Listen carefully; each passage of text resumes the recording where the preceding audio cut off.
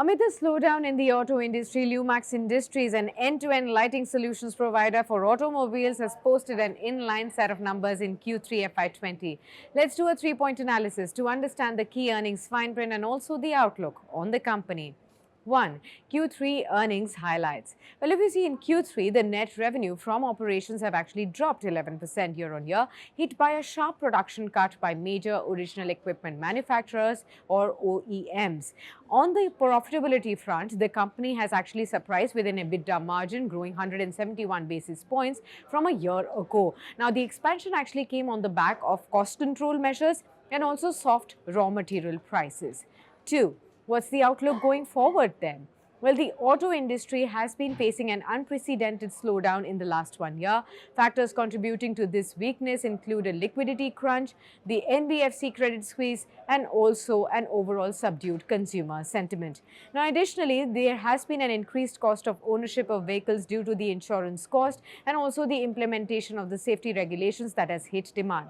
Now, there are regulatory changes as well, especially the transition from BS4 to BS6, which have also suppressed the demand right now.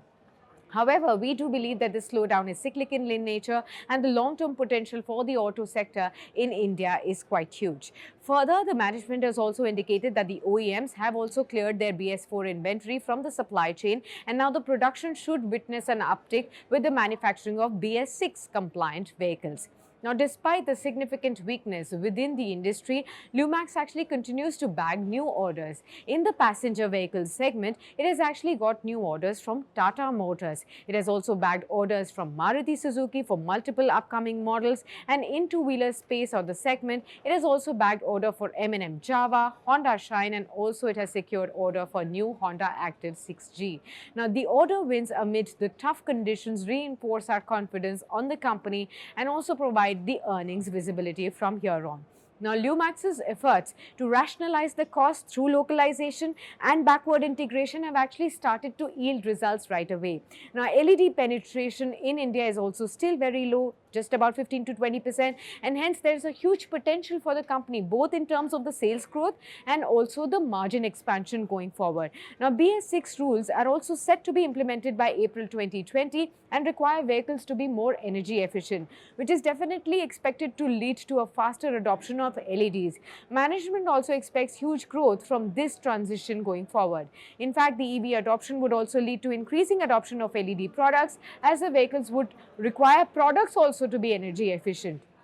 3. What should investors do then? Well, the weak demand outlook has actually caused the stock price to correct 25% from the 52-week high levels, making the valuations quite attractive. In the current levels, it trades at a valuation of 11.3 times FY21 projected earnings, and we at Moneycontrol Research do advise investors to buy this strong business with an eye on the long term right now.